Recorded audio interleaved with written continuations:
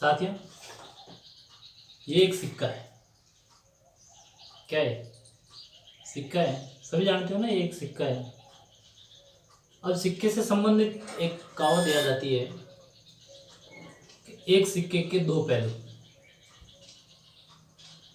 आप सभी ने सुना है, एक सिक्के के दो पहलू। अब ये दोनों पहलू अपने पास में एक साथ नहीं रह सकते, ठीक है। जैसे अब मैं इसको हेल टेल करता हूँ, तो अब कौन सा पहलू आपके पक्ष में होगा, ये आपकी किस्मत पर निर्भर करेगा, राइट।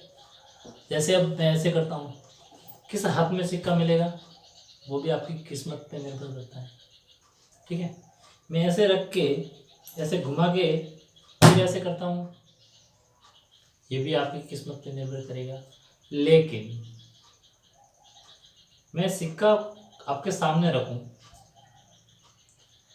फिर आपको पूछूंगा आपको हेल चाहिए या टेल, चित चाहिए या पट, तो ये आपकी किस्मत पे निर्भर नहीं करता। ये आप अपनी बुद्धि से, अपनी सोच से और अपनी जो काबिलियत है, अपनी जो योग्यता है, उसके आधार पर ही ये चयन होगा और ये चयन आपका होगा, क्योंकि ये चीज़ आपके सामने है। तो दो चीज़ें मैंने बताई, एक किस्मत और एक सोच समझी बात। जी हाँ, मैं कुछ इस प्रकार से आपको बताना चाहता हूँ कि अपने जीवन में दो प्रकार के विचार होते हैं अपने पास। एक सिक्के का एक पहलू जिसे हम सकारात्मक कहते हैं, और सिक्के का दूसरा पहलू है उसे हम नकारात्मक कहते हैं। ध्यान से सोचिएगा, आपका पूरा जीवन इन दो पहलुओं पर चलता है। अब ये आपके पास सकारात्मक पहलू कैसे आएगा और नकारात्मक पहलू कैसे आएगा, ये भाग्य पे निर्भर करेगा नहीं, ये देख कर निर्भर करना है कि आपको कौन सा जो पहलू चयन करना है। दो पहलू बताए मैंने आपको, एक सकारात्मक और एक नकारात्मक। आप जिस पहलू का चयन करेंगे वो आपकी समझ है, वो आपका चयन है, और जिसका भी चयन करेंगे आपका दिमाग उसके हिसाब से ही काम करेगा।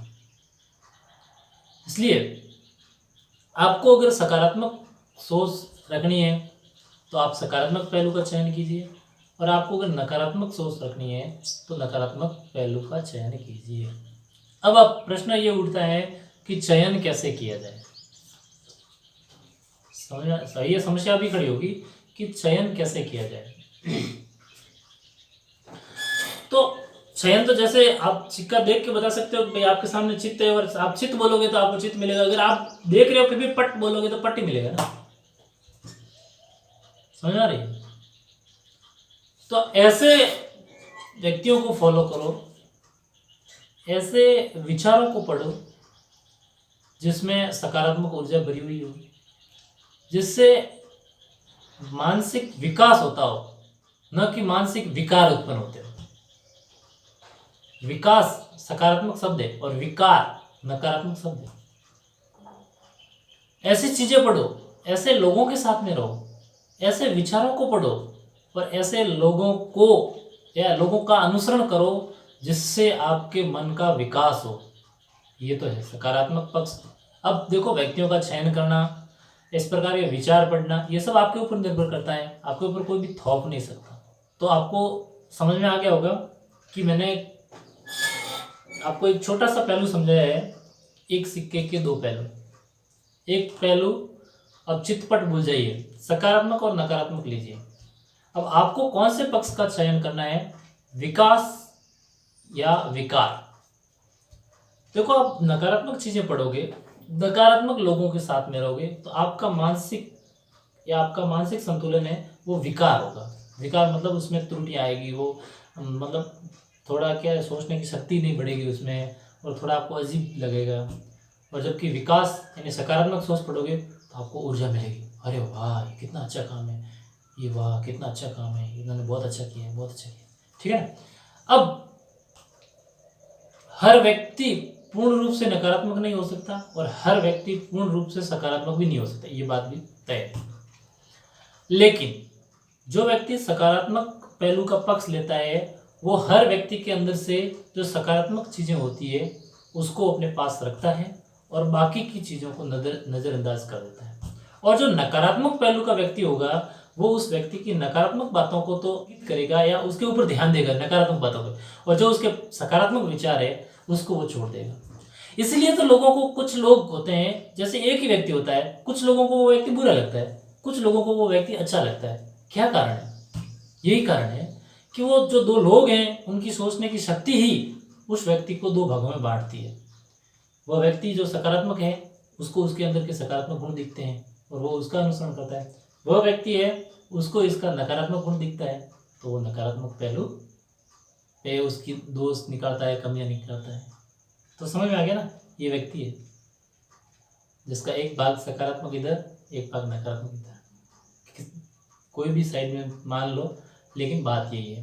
तो मेरा आप लोगों से यही निवेदन है कि आप हमेशा कोई ना कोई बात में, किसी भी काम में, किसी भी व्यक्ति में सकारात्मक चीज़ों को ढूंढो, उसका अनुसरण करो, आपको अच्छा लगे तो, और नकारात्मक बातों को छोड़ दो।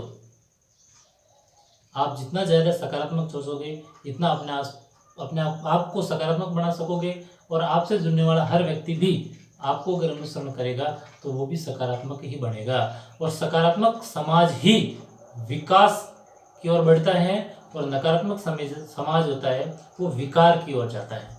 इसलिए आप सभी से एक बार और मैं निवेदन करता हूँ कि आप हमेशा सकारात्मक विचारों का अनुसरण कीजिए।